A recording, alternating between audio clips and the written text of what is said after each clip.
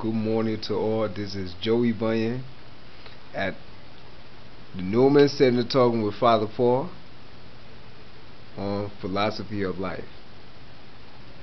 My philosophy of life, I think, has been pretty much the same philosophy I've had for most of my life. To come to know who I am, and to live that out as much as I can, where I'm at in the state of my life.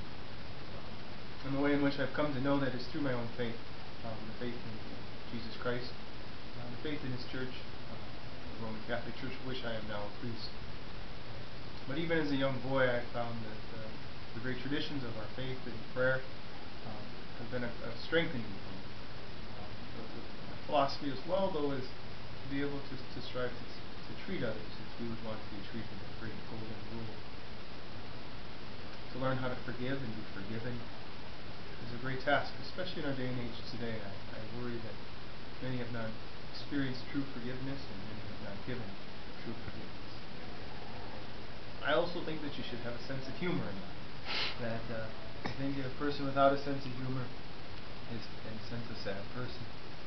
I've often thought God has got a great sense of humor. He allows us to do many crazy things. He allows us to strive for holiness as well. But if we cannot laugh, I do not know that we can truly live. My own philosophy, though, is also to strive to help others. It's not sufficient for me to be happy, to be healthy and wealthy, but it's important for me to share with others those things, the things they may want to hear and the things they may not want to hear. It is important that if I truly believe something to be good, true, and beautiful, then I should be willing to share that with others. And Father Paul. Yes. And why do you believe in God and why do you believe in Jesus Christ? Is it were you just born in a family that believe, or did you learn as a personal view on life?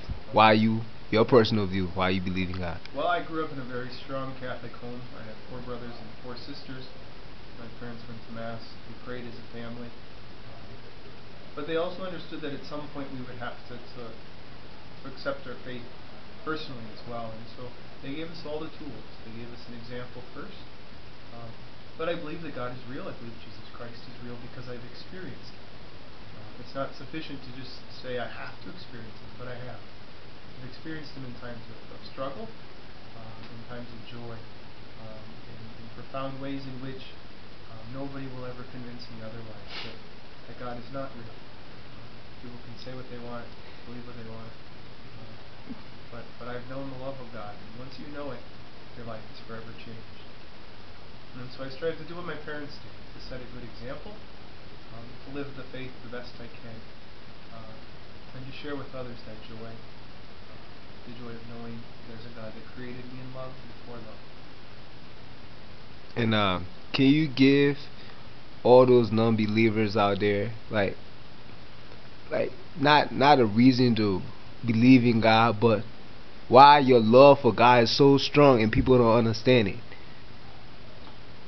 I think because we haven't taken time to experience it. True love is powerful, and true love can be scary. We live in a very noisy world, and yet in the quiet depths of our hearts, I think we hear it, and we know it, and we are afraid.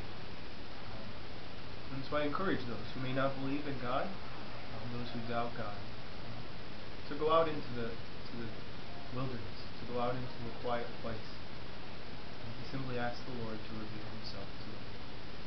It is in the quiet that the Lord comes to us, and if we are not willing to be quiet, we will not be willing to listen. And sorry for cut off. And why is it that when you try to find God, you always gotta be alone by yourself? Is there any special meaning to it, or is that the way we have known to find God? Well, I think while we are communal people, our relationship with God is a one-on-one.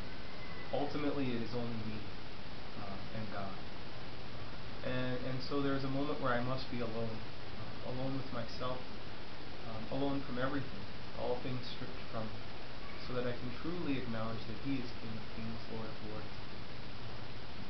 and if I'm unwilling to be alone, I'm unwilling to be with God. I think often we stay in crowds so that we don't have to feel the loneliness. But when we are alone, it is then that God can come. And to be a man of faith or a Christ believer, right? What is the essence of Jesus Christ? Like, putting in common term, like, why is Jesus Christ Christ? Why is he Christ? Yeah. Wow. Because to a new person, Jesus is God in the human form. All right. We all know it as Christian, or those who believe it.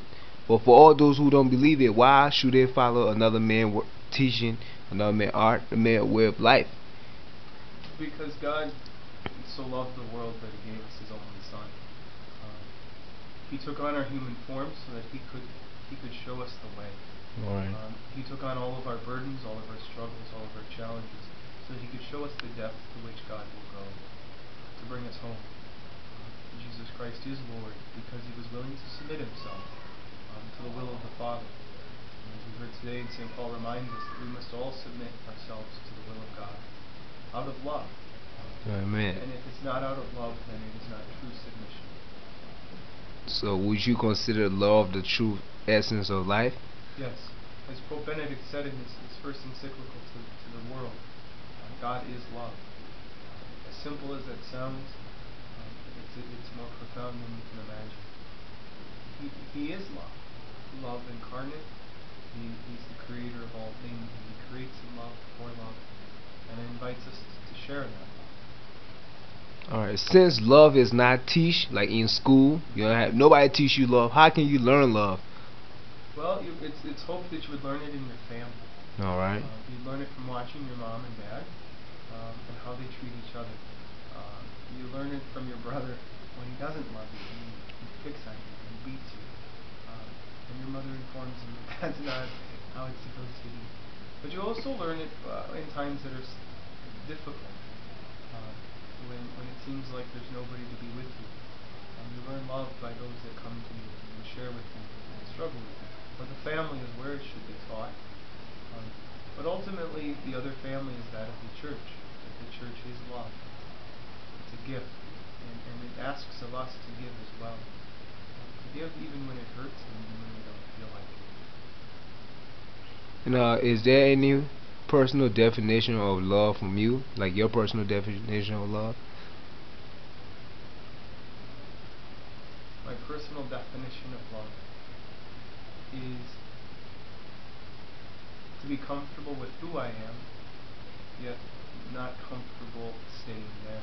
Alright. Knowing that I've been created for greatness and accepting God's mercy and forgiveness and sharing that mercy and forgiveness with all those around me. To me, that's love. Right. I want to thank Father Paul for his time and his effort. This is my close friend, and I appreciate it. Thank you. You're welcome.